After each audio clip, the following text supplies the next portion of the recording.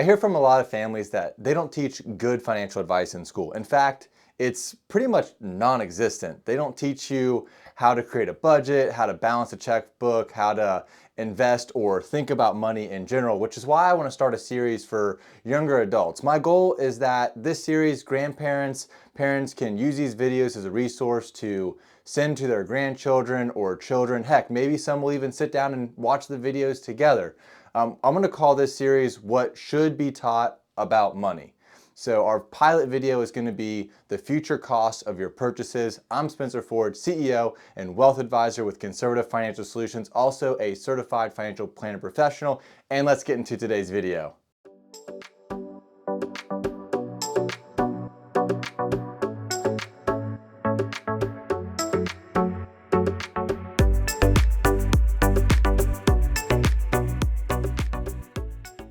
All right, so first of all, with this video, I don't want you to hear what I'm not saying. I'm not telling you that you shouldn't go out and enjoy life. You should.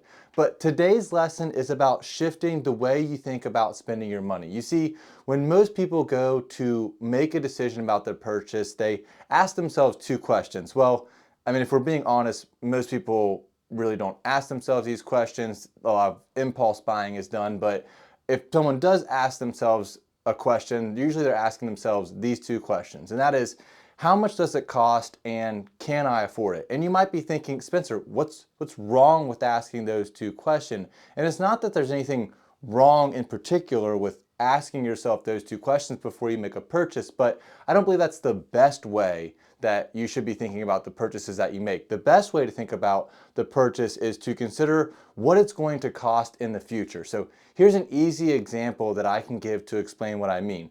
So are you someone who goes through the Starbucks or Dunkin' Donuts line each morning to get your coffee? Do you regularly go out and eat lunch instead of packing a meal from home? The average cost across the United States, across the country for a burger and fries and a soda is $11. So what if you took that $11 and you invested it instead for 10 years at a 7% interest rate? That $11 would be $21.64. So $21.64.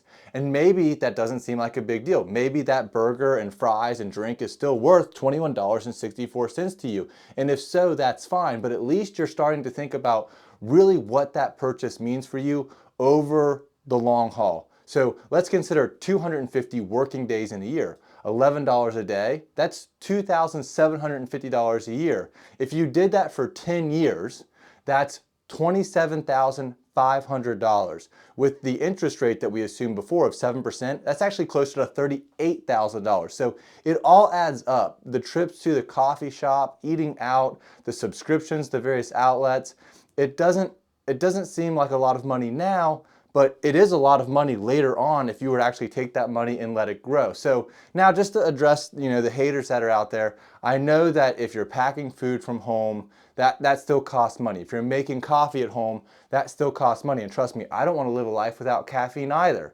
But I just want you to understand that those costs do add up, so that the point still remains the same. We would all be better off taking time to consider the future cost of our purchases. So before the next time you go out and you make that impulse buy, stop and think, is this worth it to you? If it is, great. But if you'd rather have the money back in a year, typically it's a hard pass for me. I hope you enjoyed this video. Again, this is just our first one in this series about really trying to teach people, or especially younger people, how to think about money. My name is Spencer Ford. Please subscribe to our channel. It really helps us out, and we'll see you in the next one.